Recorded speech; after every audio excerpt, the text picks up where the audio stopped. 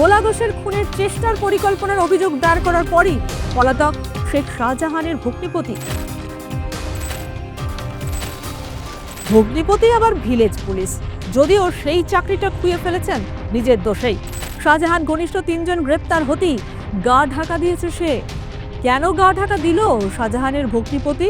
তবে কি সর্ষের মধ্যেই ভূত লুকিয়ে রয়েছে? সত্যি কি খুনের ষড়যন্ত্র করা হয়েছিল ফের সন্দেশখালীতে? তা না হলে দুয়ে দুয়ে 4 কিভাবে সম্ভব? হামলার মাস্টারমাইন্ড সাবির আলী মোল্লা। এই সাবির আলী মোল্লা কে? 2024 সালের 5ই জানুয়ারি যখন শেখ শাহজাহানের বাড়ির সামনে যখন ইডির উপর হামলা হয়, সেই সময় এই সাবির আলীর দায়িত্ব ছিল এই সমস্ত লোক সংগঠিত করা। অর্থাৎ এই সাবির আলী হচ্ছে ভিলেজ পুলিশ। সাবির আলী হচ্ছে শেখ শাহজাহানের ভগ্নিপতি। সেই সুবাদে এলাকা বিস্তর তার প্রভাব খাটিয়ে সে পেল্লাই এক বাড়ি তৈরি করে এই সাবির আলী। অর্থাৎ জিরো থেকে একবারে হিরো হয়ে যায় এই সাবির আলী, শুধুমাত্র এই শেখ শাহজাহানের ভগ্নিপতি বলে।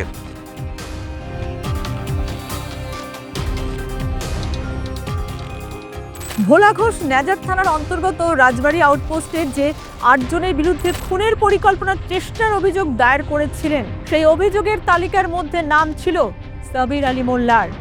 এই সাবির আলী মোল্লার বাড়ি তালতলা কুলুপাড়া এলাকায়। এই সাবির আলী মোল্লা শেখ শাহজাহানের ভগ্নিপতি, পেশায় ভিলেজ পুলিশ। গত বছর 5ই জানুয়ারি ইডির ওপর হামলার ঘটনায় এই সাবির আলী মোল্লা জড়িত থাকায় তাকে ভিলেজ পুলিশের পদ থেকে সাসপেন্ড করে বসিরহাট জেলা পুলিশ। একজন ভিলেজ পুলিশের সম্পত্তি দেখলে চোখ ছানাবড়া হয়ে যাবে। বাসন্তী হাইওয়ের ওপর প্রায় 1 বিঘা সম্পত্তির ওপর পেল্লাই বাড়ি বানালো কি করে, যার মূল্য কোটি কোটি টাকা। তবে কি শাহজাহানের ডান হাত হয়েই কাজ করেছে সাবির আলী মোল্লা? 2-3 দিন আগে সাবির আলী মোল্লা এলাকায় ছিল বলে দাবি স্থানীয়দের। সাবির আলী মোল্লা ওরফে আজান মোল্লা কন্ট্রাক্টরি কাজ করে, আর ভিলেজ পুলিশ ছিলেন। এখন কি হয়েছে আমি বলতে পারবো না। হ্যাঁ, এখানে থাকে। কালকেও ছিল, পরশুদিনও ছিল। উনি হচ্ছে যে সিভিল পুলিশের কাজ করে। হ্যাঁ, সিভিল পুলিশের আমরা শুনেছি একটা হেড মতন উনি আছে। 5-6 দিন আগে একটা দেখেছিলাম যেখানে ঘুরে বেড়ায়। এই ঘর ওর, এই ঘর, এই ধারে যে ঘর আছে ও ঘরটা ওর। শাহজাহান শেখের বোনাই হয়, আমরা এটাই জানি। শাহজাহান শেখের না বোনাই হয় এই সাবির।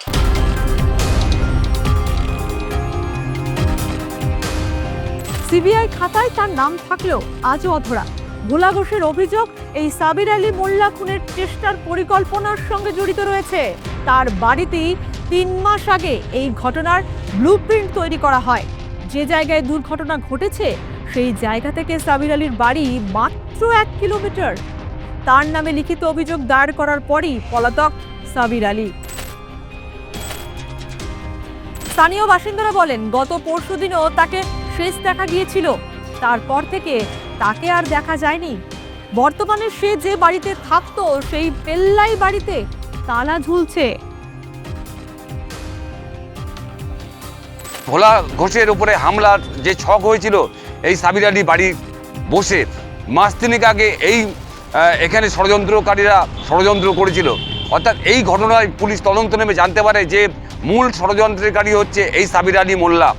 এই সাবির আলী মোল্লার বাড়ি যেখানে, তাছাড়া 1 কিলোমিটার দূরে এই দুর্ঘটনা ঘটে ভোলা ঘোষের গাড়ি।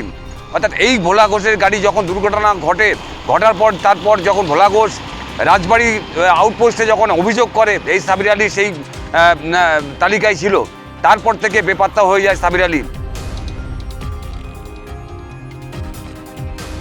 উত্তম সর্দার ও রসুল কুদ্দু ছাড়াও ভোলা ঘোষ খুনের মামলায় গ্রেপ্তার আরও এক।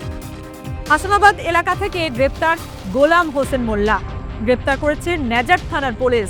এই গোলাম হোসেনের বাড়ি শিমুলহাটি এলাকায়। পুলিশ সূত্রে খবর, ভোলা ঘোষকে খুনের চক্রান্তের ঘটনায় গোলাম হোসেন অন্যতম চক্রী।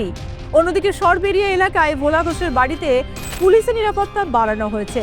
অতএব ভোলা ঘোষকে যে খুনের চক্রান্ত করা হয়েছিল, যত দিন যাচ্ছে তা যেন স্পষ্ট হচ্ছে। এই চক্রান্তের পিছনে শাহজাহানি যে কলকাঠি নেড়েছে তার প্রমাণ মিলছে ধীরে ধীরে।